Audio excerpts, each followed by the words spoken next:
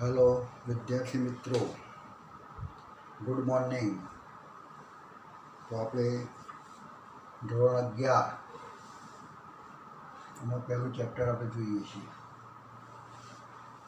સજીવોનું વિશ્વ, અને એ વિશ્વની અંદર માહિતી લેતા લેતા આપણે 7 લેક્ચર જોયા અને આજે આપણું 8મું લેક્ચર। તો 7મા લેક્ચર સુધી આપણે શું વાત કરી હતી? તો આપણે વર્ગીકરણ કક્ષાઓ બધી જોઈ હતી। તો વર્ગીકરણ જે કરવામાં આવે છે એમાં જે જૂથ પાડી દીધા છે, જે વર્ગકો પાડેલા છે એ બધી વર્ગીકૃત કક્ષાઓ, અને એને આખું વર્ગીકરણ કરવા માટે આખું એક શ્રેણી, વર્ગીકૃત શ્રેણી, આ કક્ષાઓ ભેગી મળીને એક વર્ગીકૃત શ્રેણી રચાયેલી। કઈ આખી વર્ગીકૃત શ્રેણી?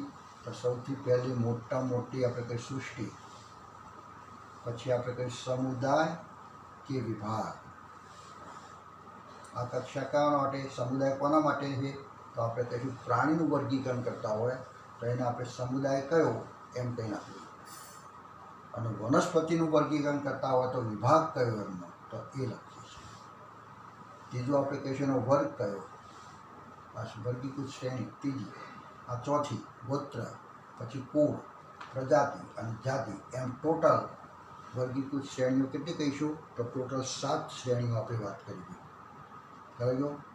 હવે એ 7 નીચે સૌથી નાનામાં નાનો નિમ્ન કક્ષાનો દરજ્જો જો ધરાવતી હોય, વર્ગીકૃત શ્રેણીની અંદર નિમ્ન કક્ષાનો દરજ્જો ધરાવતી હોય તો એને કહીશું જાતિ। તો આ બધી છે 7 શ્રેણીઓ આપણે બતાવી ભાઈઓ, આપણે કહીશું આ કક્ષાઓ બતાવી તો એમાં આપણે જાતિની વાત કરવી છે। શું કહીશું? જાતિ। જાતિ કોને કહીશું? જાત કે જાતિ? ભાઈઓ એમાં જાત કે જાતિ, કેરી એ આપણે કહીશું જાતિ। પછી એમાં જાત હોય છે, બધી જુદી જુદી જાત, લગભગ 1000 જેટલી જાતિઓ જોવા મળે કેરીની અંદર। તો એ જાતિ કોને કહીશું? તો એવા સજીવોનો સમૂહ, વ્યક્તિગત સજીવોનો સમૂહ પણ સમાન લક્ષણો ધરાવતા, એવા સમાન લક્ષણો ધરાવતા,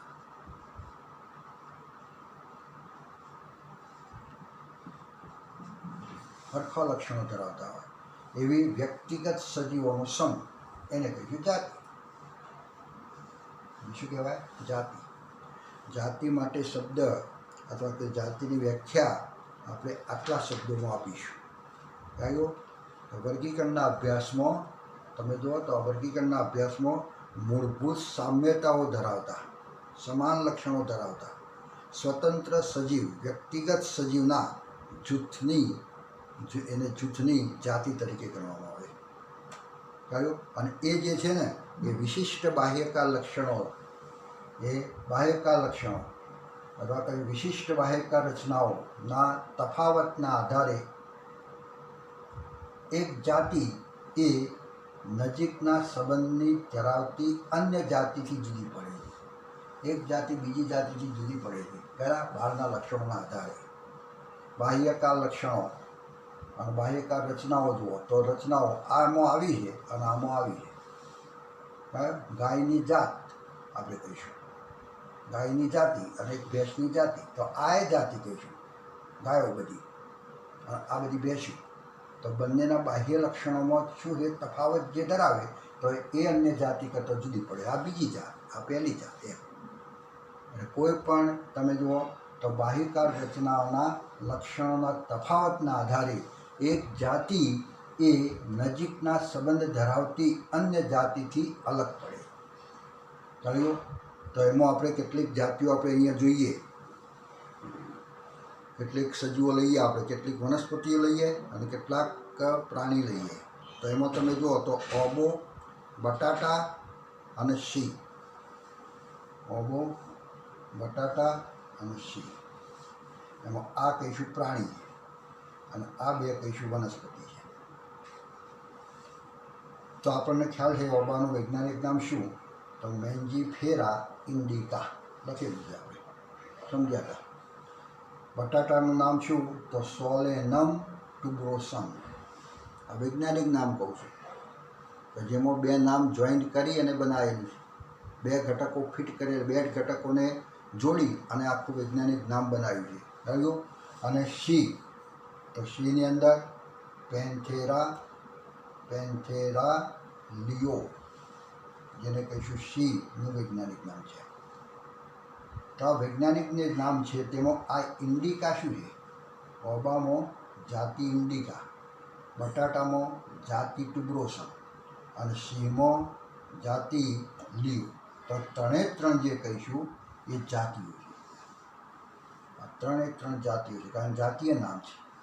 આ પ્રત્યય નામ છે. જાતિને પ્રત્યય તરીકે રજૂ કરાય. આ પ્રત્યય પણ કહેવાય, એને જાતિ કહેવાય અથવા કહીશું પ્રત્યય. એને જાતિ કહેવાય અથવા કહીશું પ્રત્યય, અને પ્રત્યય તરીકે. એટલે આ ત્રણે ત્રણ વનસ્પતિ પ્રાણીઓના શું કહેવાય છે? જુદા જુદા પ્રત્યય. એક જાતિ બીજી જાતિ કરતાં જુદી પડે. ઓબો જુઓ અને બટાટા જુઓ, જે કંઈ બાહ્યિકા લક્ષણોના આધારે બે જુદી જાતિઓ બની. એક જાતિ બીજી જાતિથી જુદી પડી, નામ પણ જુદા આપે. ઇન્ડિકા, ટુબ્રોસમ અને લિયો. પરીક્ષાની અંદર લિયો એ કયા પ્રાણીની જાતિ છે? તો આપણે કહીશું સી. એટલે આ ત્રણે ત્રણ તમે જો એમાં જ્યારે પ્રથમ શબ્દ જે છે એમાં પ્રથમ શબ્દ જે આપેલો છે, આ બધા તો આપણે શું કહીશું? આ બીજો શબ્દ, બીજો ઘટક કે જે જાતિ તરીકે છે. આ બીજો ઘટક એક જાતિ તરીકે, આપણે જાતિની વાત કરીએ છીએ. જ્યારે એમાં પહેલો શબ્દ જે લખ્યો છે, આ બધા જે શબ્દો લખ્યા છે, આ પહેલો શબ્દ પ્રજાતિ, આ પહેલો શબ્દ. તો આ પહેલો શબ્દ જે કહીશું એ બધી પ્રજાતિ દર્શાવે, એની પ્રજાતિ કહીશું. ભાઈઓ, એમાં દરેક પ્રજાતિ એ એક કે વધારે જાતિઓ ધરાવે છે. આપણે તો ચલો આ ઇન્ડિકા જાતિ, તો એની પ્રજાતિ કઈ? તો આપણે કઈ મેન્જીફેરા. ટુબ્રોસમ, તો એની પ્રજાતિ કઈ? તો સોલેનમ. આ એક પ્રજાતિ બતાવી. હવે આ પ્રજાતિમાં આપણે એક જ જાતિ બતાવી, આ પ્રજાતિમાં એક જ જાતિ બતાવી, આ પ્રજાતિમાં એક જ જાતિ બતાવી. પણ એક પ્રજાતિની અંદર ઘણી જાતિઓ હોય, એક હોય અથવા એક કરતાં વધુ. આ તો એક ઉદાહરણ મેં આપ્યું. ચાલ્યો, પણ એક કરતાં પણ વધારે જાતિઓ ધરાવે છે. તો એમાં આપણે કહીશું પ્રજાતિઓ કઈ કઈ? તો આપણે કહીશું આની પ્રજાતિ તો મેન્જીફેરા, આની સોલેનમ, અને સિંહની તો પેન્થેરા, અને માનવની પ્રજાતિ કઈ? તો હોમો. આ બધી પ્રજાતિઓ છે. હવે એ પ્રજાતિની અંદર ચલો મેન્જીફેરા, તો એની અંદર આપણે એક જ બતાવીએ, શું? ઇન્ડિકા જાતિ. હવે સોલેનમ કરીને છે કે જેની અંદર કઈ કઈ પ્રજાતિ આવે, કઈ કઈ જાતિઓ આવે. આ સોલેનમ પ્રજાતિ, અને એની અંદર આ જાતિ એક લખી છે ટુબ્રોસમ. પણ ટુબ્રોસમ સિવાય તમે જુઓ નાઇગ્રમ પણ આવે, અને એની અંદર મેલોન્જેના પણ આવે. મેલોન્જેલા ચાલ્યો, તો એ પણ આવે. એટલે અહીંયા તમે જુઓ તો આ ત્રણ સમાય. આપણે કેટલી સમાવેશ કર્યો? તો સોલેનમની અંદર એક નહીં, એટલું ટુબ્રોસમ નથી, પણ એ પ્રજાતિની અંદર બીજી પણ જાતિઓ સમાયેલી છે. એક કે એક કરતાં વધારે જાતિઓ સમાયેલી. ચલો પેન્થેરા, તો સિંહની પ્રજાતિ છે ને. પેન્થેરા કોને કહીશું? તો સિંહની પ્રજાતિ.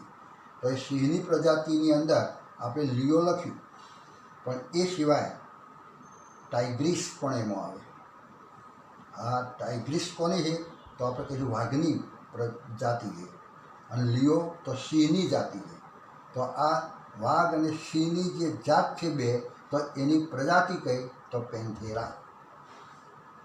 ચલો આ માનવ, તો માનવની અંદર હોમો પ્રજાતિ, અને માનવની અંદર દુનિયાની અંદર અત્યારે હાલ તમે જુઓ તો એ પ્રજાતિની અંદર માત્ર ને માત્ર એક જ જાતિ છે, જેનું નામ છે સેપિયન્સ. એટલે માનવનું વૈજ્ઞાનિક નામ શું બને? પ્રજાતિ નામ પહેલાં હોમો અને જાતીય નામ પછી સેપિયન્સ, એટલે હોમો સેપિયન્સ. તો આ બધી જાતિઓને આ પ્રમાણે રજૂ કરવામાં આવે છે. સમજો? એટલે એ રીતે આપણે જાતિ વિશેની વાત કરીશું. જાતિ એટલે આ ખ્યાલ આવી ગયો ને? જાતિની વ્યાખ્યા આપી અને આપણે શેના આધારે કર્યું? તો બાહ્યકાર રચનાના લક્ષણોના તફાવતના આધારે એક જાતિ બીજી જાતિથી જુદી પડે છે. એમાં 3 જાતિઓ અને બધું બતાવીશું આપણે, અને એ રીતે આપણે જાતિ વિશેની વાત કરીશું. ચાલો, જાતિઓ આ બધી લખીને જાતિઓ છે 1 2 3 4.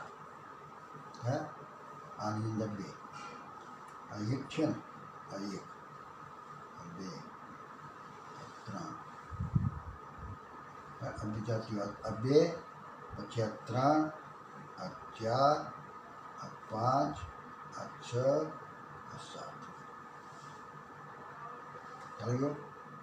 તો આટલી પ્રજાતિઓ જે લીધી એમાં જાતિઓ આપણે આટલી લખીએ. આ સિવાય બીજી કેટલીય જાતિઓ છે, પણ આપણે એમાં કેટલાકમાં 2 3 બતાવીએ, કેટલાકમાં 1 જ બતાવીએ. એમ બતાવવા માટે કોઈકમાં 2 હોય, કોઈમાં 3 હોય, કોઈની અંદર 1 હોય.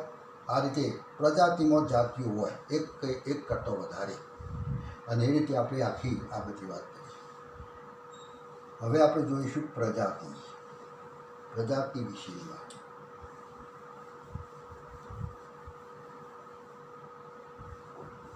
પક્ષીઓમાં હવે પ્રજાતિ જોઈએ. આપણે કહીશું પ્રજાતિ. જાતિની વાત કરી, હવે પ્રજાતિ.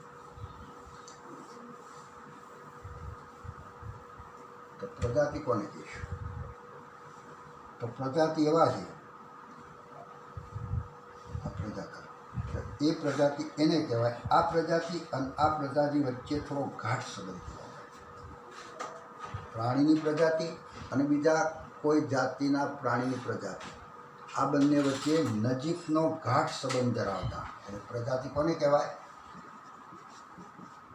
તો આપણે કહીશું પ્રજાતિની વ્યાખ્યા આપી તો નજીકના ગાઢ સંબંધ ધરાવતી, નજીકના ગાઢ સંબંધ ધરાવતી.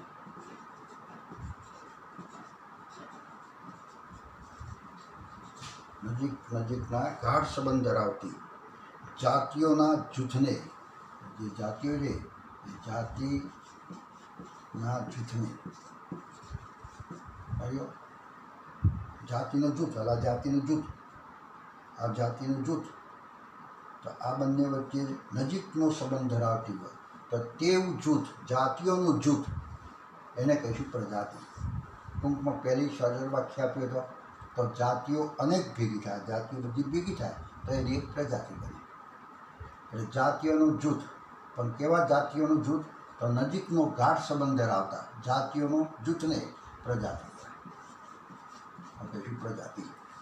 ચાલો, એવો જૂથ ધરાવતી હોય એને પ્રજાતિ તરીકે ઓળખવામાં આવે, જે અન્ય પ્રજાતિની જાતિની સાપેક્ષે વધુ સામ્યતા ધરાવે છે.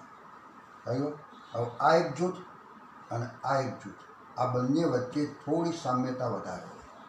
એક જૂથ અને બીજું જૂથ, એમાં સામ્યતા વધારે હોય.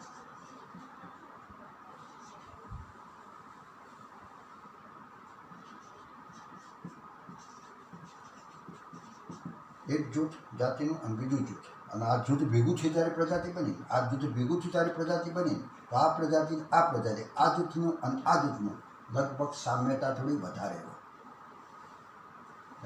થોડી સામ્યતા વધારે હોય. આ બંને વચ્ચે સામ્યતા જે જુઓ એના કરતાં અહીંયા થોડી સામ્યતા આ પ્રમાણે વધારે જોવા મળે. એટલે આપણે કહીએ કે ખૂબ જ નજીકની સંબંધ ધરાવતી, નજીકનો સંબંધ ધરાવતી જાતિઓ ભેગી મળી પ્રજાતિ બને. બધી નજીકનો સંબંધ ધરાવતી જાતિઓ, નજીકનો સંબંધ ધરાવતી જાતિઓ ભેગી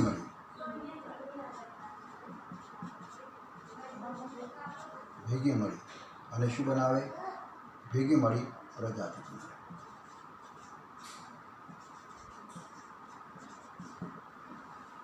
પ્રજાતિ કેવી ના? તો નજીકનો સંબંધ ધરાવતી જાતિઓ ભેગી મળી પ્રજાતિ બનાવે. એટલે અહીંયા લખી છે ગાઢ સંબંધ ધરાવતી જાતિઓનું જૂથ. એટલે બધા આપણે કહીશું એવી જાતિઓ ભેગી થઈ છે. એમાં આપણે ઉદાહરણ તરીકે લીધું બટાટા અને રીંગણ, બે જુદી જુદી જાતિ છે. એક બટાટા છે, આ બટાટા છે, આ જાતિ ને બટાટાની, અને નાઇગ્રમ આ આપણે કહીશું રીંગણની છે, થયો. તો બે જુદી જુદી જાતિ છે, પરંતુ બંને સોલેનમ પ્રજાતિમાં સમાવેશ કર્યો છે. આ બંને જાતિઓ જુદી છે, થયો, પણ આ બંનેને સોલેનમમાં મૂક્યું. બે જુદી જુદી જાતિઓ ભેગી કરી અને સોલેનમ, એટલે શું કહીશું, જાતિઓનું જૂથ. આ બે ભેગી કરો એટલે સોલેનમ. સિંહમાં તમે જુઓ, અને દીપડો, સિંહ અને દીપડો, થયો. આ સિંહની જાતિ લિયો, અને દીપડો, દીપડો એટલે આપણે કહીશું ટાઇગ્રીસ, સોરી એ ટાઇગ્રીસ નહીં, લિયો. આપણે દીપડો જે કહીશું અહીંયા કહીશું લિયોપાર્ડ, એને શું કહીશું, લિયોપાર્ડ, લિયોપાર્ડ. આ એક જાતિ છે બીજી, કઈ આ 7 તો લીધી ને બીજી 8મી ગણો. તો લિયો, ટાઇગ્રીસ અને લિયોપાર્ડ, આ 3 છે જાતિઓ. એ ભેગી થાય તો આ ત્રણેની પ્રજાતિ કઈ, આ જૂથની પ્રજાતિ કઈ, તો પેન્થેરા, તો એની પ્રજાતિ છે. કયો દીપડો અને વાઘ, ટાઈગર એ કહીશું વાઘની. આ વાઘરીસની જાતિ કઈ, તો ટાઇગ્રીસ. ધ્યાન આપજો, ઘણી વખત સિંહની જાતિ કઈ, તો લિયો. વાઘની જાતિ કઈ, તો ટાઇગ્રીસ. અને દીપડાની જાતિ કઈ, તો આપણે કહીશું લિયોપાર્ડ, અને કહીશું લિયોપાર્ડ. તો આ 3 જાતિઓનો સમૂહ, 3 જાતિઓને ભેગી કરી ત્યારે એની પ્રજાતિ કઈ, તો પેન્થેરા. પેન્થેરા પ્રજાતિ કે જેમાં કઈ જાતિઓનું જૂથ આવે, તો ધ્યાન આપવાનું આ 3નું આવે. કયું? 3 જાતિઓનું જૂથ આવે જે પેન્થેરા સાથે, અને એ રીતે જાતિઓ ધરાવે. એટલે આ પેન્થેરા એ પ્રજાતિ, અન્ય પ્રજાતિ, કયો અન્ય પ્રજાતિ એ ફેલિસ કરતો જુદી પડે. કયો? હવે આ પ્રજાતિ આપણે આપણી તો લખી પ્રજાતિ, પણ એક હવે આપણે લખીશું ફેલિસ. આ ફેલિસ એક પ્રજાતિ છે, અને એની અંદર તમે જુઓ એક કોની છે, તો બિલાડીની પ્રજાતિ છે. આ કોની છે, તો બિલાડીની પ્રજાતિ છે. કયો? તો એમાં જાતિ શું આવે, તો બિલાડી. બિલાડી. તો અમુક બિલાડીઓ પાછી અલગ અલગ પ્રકારની જાતની જોવા મળે. તો આ બિલાડીઓનું જૂથ ભેગું થાય ત્યારે એની પ્રજાતિ કઈ, તો ફેલિસ. અને પ્રજાતિ આપણે કહીશું કે ઘણી વખત આવા શબ્દો પૂછાય, મેન્જીફેરા શું છે, સોલેનમ શું છે, પેન્થેરા શું છે, હોમો શું છે, અને ફેલિસ શું છે. તો ફેલિસ શું છે, તો ફેલિસ એક પ્રજાતિ, એ જાતિ નથી. ફેલિસ એક પ્રજાતિ કહીશું, અને એ પ્રજાતિ એટલે બિલાડીની જાતની પ્રજાતિ. જે બિલાડીની જાતો છે ને એ બધાની પ્રજાતિ આપણે કહીશું ફેલિસ. આ ફેલિસ છે. ચલો એક બીજી પ્રજાતિ આપણે કહીએ રાના. તો કોની છે પ્રજાતિ, તો આપણે કહ્યું દેડકાની. બીજી એક પ્રજાતિ આપણે કહીશું જીયા, જે મકાઈની પ્રજાતિ છે. એટલે અહીંયા આ હરોળની અંદર લખી બધી પ્રજાતિઓ. આ લખીએ છીએ આપણે કક્ષાઓ, વર્ગીકૃત કક્ષાઓ, વર્ગકો, આ બધા વર્ગકો. અને હરોળની અંદર આમાં આડી હરોળમાં જે આવે તે બધા આપણે કહીશું વર્ગકી. એમાં જે આ મકાઈ છે એમાં તો આ વર્ગકી, આ વર્ગકીમાં, આ ફેલિસમાં, અને બધી આ પ્રજાતિઓ, આ બધા જાતિઓ. થયું? અને એ રીતે આપણે આગળ જોતા જવાનું છે. તો એ જે બિલાડીની જાત, તો આ બધી પ્રજાતિઓ, પ્રજાતિ વિશે તો પ્રજાતિની વ્યાખ્યા આપવાની. હા, પ્રજાતિ કોને કહેવાય, તો આના ઉપરના આ જોયો. તો આપણે એમ કહીએ, અહીંયા બતાવીએ કે કોઈ કુટુંબ લઈએ, થયો, અને કુટુંબ લઈએ તો એના સંતાન આપણે કહીશું. જે સંતાનો છે, કેટલા સંતાનો છે, તો 1, 2, 3, 4 સંતાનો. કયો? 4 સંતાનો આપણે કહીશું. આ 4 સંતાનો, આ બધા સંતાનો એટલે આપણે કહીશું જાતિ. હે એક સંતાન બે આપણે કહીશું આ એક સંતાન, આ બીજું સંતાન, આ ત્રીજું સંતાન, ચોથું સંતાન, હવે 4 સંતાનો 1 2 3 4 અને આ 4 જાતિઓ ભેગી કરો, 4 સંતાન ભેગો કરો ત્યારે એની એક જાતિ બને, એક જાતિ. પછી બીજા કુટુંબનો 4 સંતાન, હા આટલા સંતાન તો આ બીજી જાતિ, આ જાતિઓ બધી કહ્યું. અને પ્રજાતિ તો આ બધાનો જે બાપા છે તે બાપા એ પ્રજાતિ, આ બધાના જે બાપા છે તે પ્રજાતિ. એટલે આ બધી જે વ્યક્તિગત જે કહેવાય બધી જાતિઓ કહેવાય. આ જાતિ જાતિ જાતિ જાતિ આ બધી જાતિઓ જાતિઓ જાતિઓ. અને એના જે ફાધર છે તે આપણે કહીશું આ પ્રજાતિ. આ બધાના ફાધર કોણ તો આ બધાના ફાધર કોણ તો આ. જેમાં આપણે કીધું આ બધા જે છે ને પ્રાણીઓ, હે વાઘ, સિંહ અને દીપડો ત્રણે છે ને જે બાહ્યકા લક્ષણો લગભગ સરખા છે, મોસારી છે ને આ છે તે જે બધું કીધું. તો એના બાપા કોણ તો એ આપણે કહીશું પેન્થેરા. પેન્થેરા પ્રજાતિ. તો જે કંઈ બાપા બને તે પ્રજાતિ થયું. એમાં આ એક પેઢી, આ આપણે કહીશું બીજી પેઢી. હવે પછીનું જે આવે છે આપણે કહીશું કુળ. તો કુળ કોને કહેવાય તો આવા બાપા જે છે થયું એક આ બાપા આ બાપા આ બાપા આ બાપા કેમ બધા બાપાના દાદા કોણ તો આપણે કહીએ દાદા. કેમ આ બધાના આ એના સંતાન છે. પછી આના આ સંતાન છે, આના આ સંતાન છે, આના આ સંતાન છે, આના આ સંતાન છે. એટલે આ કુળ કહેવાય. હવે બીજા પણ કોઈક દાદા છે અને એના પણ સંતાનો છે જે એના બાપ જે બનશે તે આપણે શું કે પ્રજાતિઓ. અને એના આપણે કહીશું છોકરાઓ છે અને છોકરાઓ. એ રીતે આખું વર્ગીકરણ ચાલતું હોય. થયું. તો આપણે હવે પ્રજાતિ આપણે આને કહીશું. હવે કુળ. કુળ શબ્દ, કુળ એટલે ફેમિલી. દરેક સજીવનું વર્ગીકરણ કરીએ ત્યારે તેનું કુળ કયું, એનું કુળ કયું, ગોત્ર કયું પછી પણ એનું કુળ કયું, કુટુંબ કયું કયું તો કુળ. તો કુળ કોને કહીશું તો કુળ એ પ્રજાતિ અને જાતિની સાપેક્ષમાં ઓછી સામ્યતાઓ સાથેનું પ્રતિનિધિત્વ કરે છે. હવે જેમ જેમ આપણે ઉપર જઈશું તેમ તેમ લક્ષણોમાં થોડો ફેરફાર જોવા મળે. એના જનીનો થોડા બદલાયેલા જોવા મળે. કહ્યું એટલે કોના કરતો તો પ્રજાતિ જોઈ અને જાતિઓ જોઈ અને એમાં જે સામ્યતા જોઈ. કહ્યું આમાં વધુ સામ્યતા, આ બધા વચ્ચે સામ્યતા જરા વધુ, જ્યારે આ બધા વચ્ચે સામ્યતા જરા ઓછી. થયું. આમાં જે સામ્યતા થોડી ઘણી આવે છે અને આમાં જે વધુ સામ્યતા આવે છે એટલી બધી સામ્યતા કુળમાં જોવા મળતી નથી. થયું. એટલે પ્રજાતિ અને જાતિની સાપેક્ષમાં ઓછી સામ્યતા ધરાવે છે. અને પ્રજાતિ અને જાતિ ના સાપેક્ષમાં આ બંનેના સાપેક્ષમાં ઓછી લક્ષણોની સામ્યતા ધરાવે છે. લક્ષણોની સામ્યતા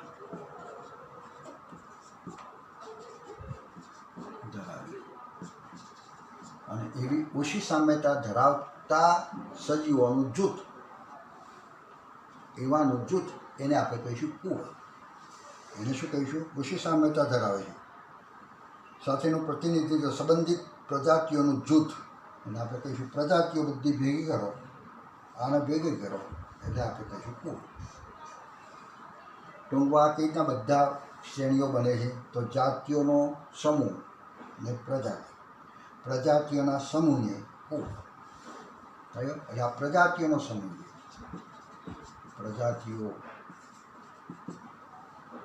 પ્રજાતિઓ ઘણી બધી પ્રજાતિઓ ભેગી થાય એનો સમૂહ અથવા એને કહીશું જૂથ, એને કહીશું કુળ. એટલે પ્રજાતિઓનો સમૂહ એને કહીશું કુળ. કુળ એ વાનસ્પતિક અને પ્રાજનિક, વાનસ્પતિક અને પ્રાજનિક એમ બંને લક્ષણોને આધારે વર્ગીકૃત કરવામાં આવે. આ કુળ કેવી રીતના પાડ્યું? તો એમાં બે વાત છે, વાનસ્પતિક પ્રજનન અને બીજું આપણે કહીશું પ્રાજનિક, પ્રજનનની દૃષ્ટિએ પ્રાજનિક. વાનસ્પતિક એટલે વનસ્પતિના અંગો વાનસ્પતિક, અને બીજું કહીશું પ્રજનનની બાબતનું. આ બંને લક્ષણોના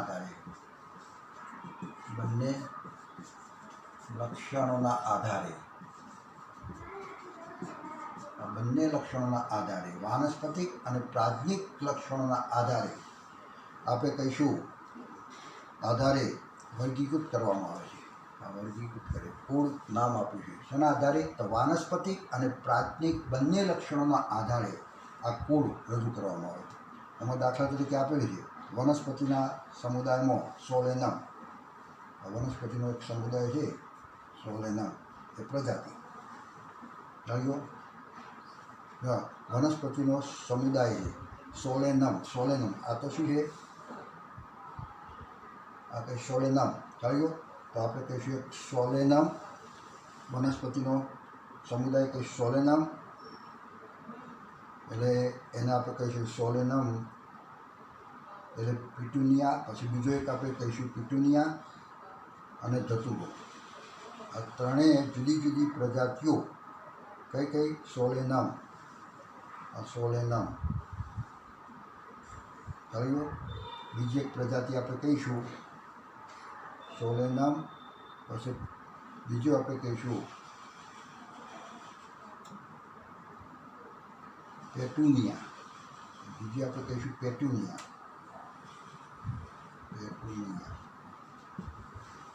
બરાબર. અને ત્રીજી એક આપણે કહીશું ધતુરા. આ બધી પ્રજાતિઓ લખી દઈએ મેં. આ બધી પ્રજાતિ છે. સોલેનમ શું છે? પ્રજાતિ. પછી પેટુનિયા, ધતુરા. સમજો? એ બધી પ્રજાતિઓ જે લખી એ જુદી જુદી પ્રજાતિઓ એક જ કુળ. શેમાં આવે? આ બધી ત્રણે ત્રણ. તો આનો સમૂહ કરો તો જે શું થાય? તો આપણે કંઈ કુળ. તો આનું કુળ કયું? આ ત્રણનું ભેગા કરવાથી જે બને કુળ, એનું નામ છે સોલેનમ. આપણે કહીશું એનું નામ શું કહીશું? તો આ ત્રણે ત્રણ ભેગા કરો ત્યારે એને કહીશું કુળ કયું? તો સોલેનેસી.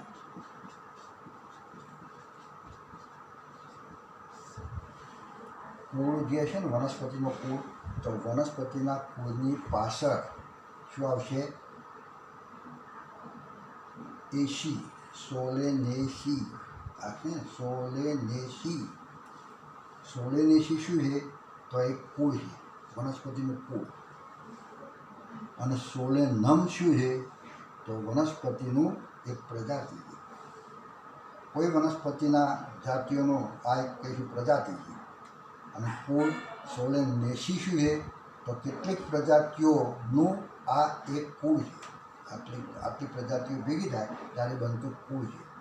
એટલે બે શબ્દો સરખા જેવા લાગે, સોલેનમ અને સોલેનેસી.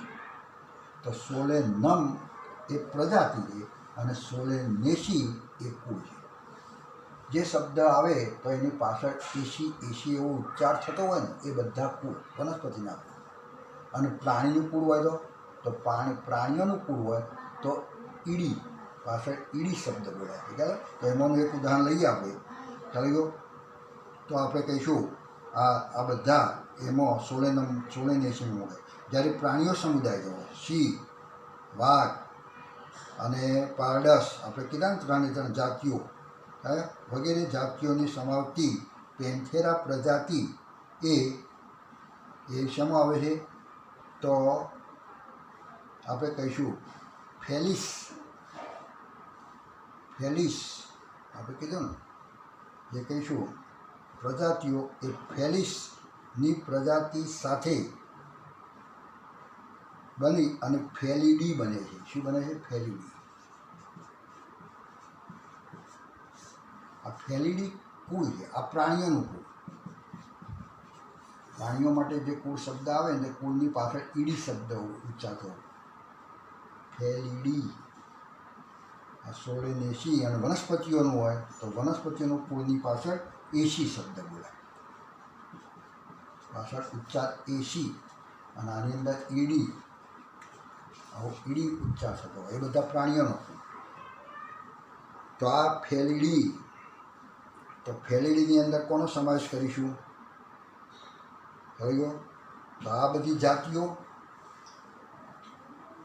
અને આ જાતિઓ જે કીધી એની પ્રજાતિ આ, અને આ પ્રજાતિ સાથે શું જોડાય? તો ફેલિસ. આ પ્રજાતિ અને આ પ્રજાતિ, આ બંને બે પ્રજાતિઓનો સમૂહ એટલે આપણે કહીશું ફેલીડી. આ બે પ્રજાતિઓમાં જે કંઈ જાતિઓ આવે, જે કંઈ બિલાડી કે જે કંઈ આ બધા આવે, તો એ બધાની પ્રજાતિ આ. બિલાડીની પ્રજાતિ આ, અને આની પ્રજાતિ, આ બધા પ્રાણીની પ્રજાતિ કઈ પેન્થેરા. પણ પેન્થેરા અને ફેલિસ બે ભેગા થાય ત્યારે જે એનું કુળ બને તેને કહ્યું ફેલીડી. એ પ્રાણીઓ કહેવાય. એ પ્રાણીઓની અંદર એ ફેલીડી કુળમાં મૂકવામાં આવે છે. એ જ રીતે બિલાડી અને કૂતરાના બાહ્ય દેખાવનું નિરીક્ષણ કર્યું છે, તો તેમના કેટલીક સામ્યતાઓ અને અસમાનતાઓ સાહિત્ય જોઈ શકાય. તેઓ બે અલગ કુળમાં વિભાજિત છે, અનુક્રમે ફેલીડી અને કૂતરાનું જે આપણે કહીશું, કૂતરાની જે આપણે કહીશું કુળ, તો એ કુળને આપણે કહીશું કેનેડી. ત્રીજું કુળ આપણે કહીએ કેનેડી.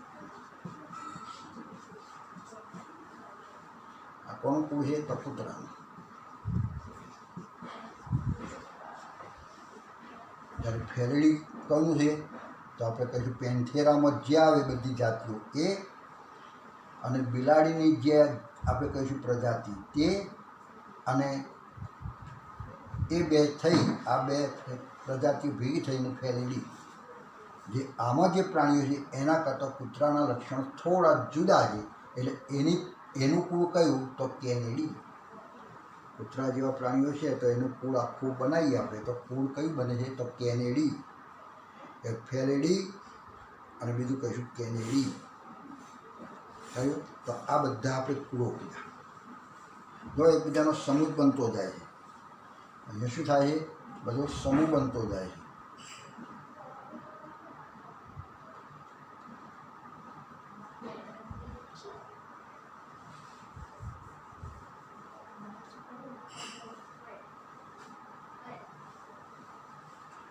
બધી જાતિઓનો સમૂહ, જાતિનો સમૂહ.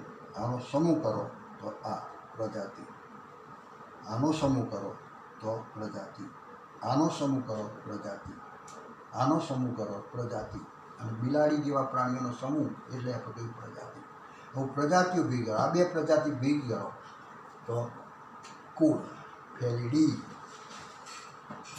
અને આ બધા સોલેનમમાં આવતી જે વનસ્પતિઓ છે તે બધી, બરાબર. પછી ધતુરાનું આપણે એક લેવા પ્રજાતિ, પછી પેટુનિયાની પ્રજાતિ, આ બધી પ્રજાતિઓ ભેગી કરો તો આપણે કહીશું સોલેનેસી. તો આ બધા પ્રજાતિઓનો સમૂહ જેટલું. આમાં શું કહીશું? પ્રજાતિઓનો સમૂહ એટલે આપણે કહીશું કુળ.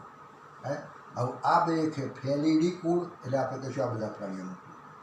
જેના કરતાં કૂતરાના લક્ષણો એટલા બધા ઘાતકી નથી, થોડા સામાન્ય લક્ષણો છે. એ માંસાહારી, કૂતરો પણ માંસાહારી. જાણ્યો? જ્યારે આ પ્યોરલી માંસાહારી છે. જ્યારે કૂતરા જેવા પ્રાણીઓ તો શાકાહારી પણ છે. એ વનસ્પતિનો ખોરાક, રોટલી રોટલો આ પણ ખાય છે. અને સિંહ ને વાઘ ને દીપડો કોઈ દિવસ રોટલીને ના આડે, કોઈ દિવસ ઘાસ ખાતા નથી.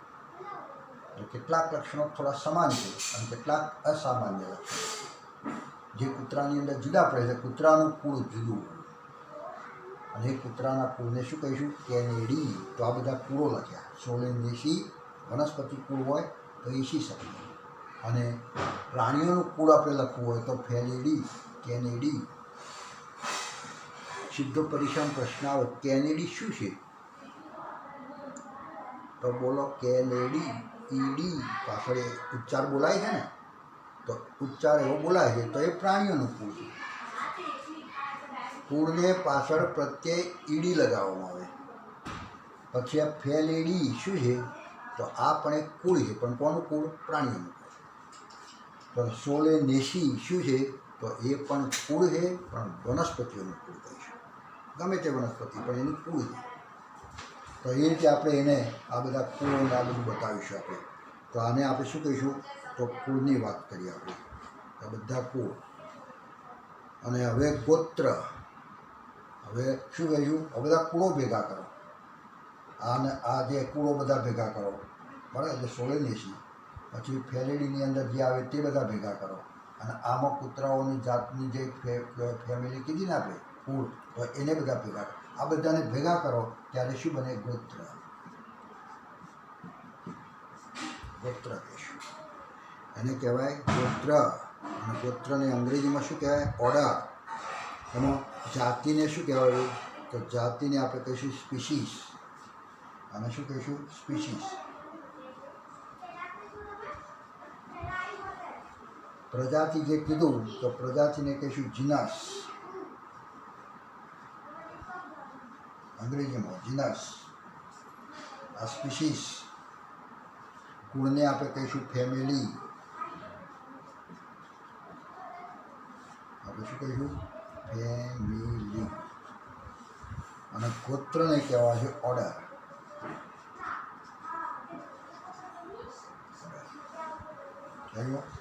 પહેલાં સ્પીસીસ, પછી પ્રજાતિ એટલે જીનસ, પછી ફેમિલી એટલે કુળ, અને પછી ગોત્ર. કોના સમૂહથી ગોત્ર બને? ઓર્ડર બને? તો ફેમિલીના સમૂહથી ઓર્ડર બને. કોના સમૂહથી ફેમિલી બને? તો આપણે કહીશું પ્રજાતિઓના સમૂહથી, જીનસના સમૂહથી ફેમિલી બને. અને પછી કહીશું કે જીનસ શેના સમૂહથી બને? તો આપણે કહીએ જાતિઓના સમૂહથી પ્રજાતિ બને. એકબીજા ઉપર આપણે કહીએ દાદા. તો દાદાને 2-4 ભાઈઓ હોય, તો બધા આપણા દાદા છે. એમના બાપા કોણ? તો એ બધું કુળ. એ આખું કુટુંબ થયું. અને એમના જે થાય એ ગોત્ર કહેવાય. આખું ગોત્ર એટલે ગોત્રમાં આપણે ઘણી વખત ગોત્રની અંદર કોઈ બાળક નવું જન્મે ત્યારે એક છે ત્રીજા ચોથા બાપાથી એ ગોત્ર જે કુટુંબ આખું છે ને, આખું ચાલ્યું હોય છે, તો એમાં ભેળવવું પડે. ગોત્રમાં ભેળવવું પડે. ગોત્ર એટલે કેટલાય કુળો ભેગા થાય, કેટલાય ફેમિલી ભેગા થાય ત્યારે બને ગોત્ર. તો એ ગોત્રની અંદર ભેળવવામાં આવે. તો આ ગોત્ર અને એ બધી રજૂઆત આપણે આવતી વખતે કરીશું બીજા લેક્ચરની અંદર. આપણે 8 લેક્ચર જોયા, 9મા લેક્ચરની અંદર એટલેથી આપણે જરા આગળ જોઈશું. તો આવજો. Thank you.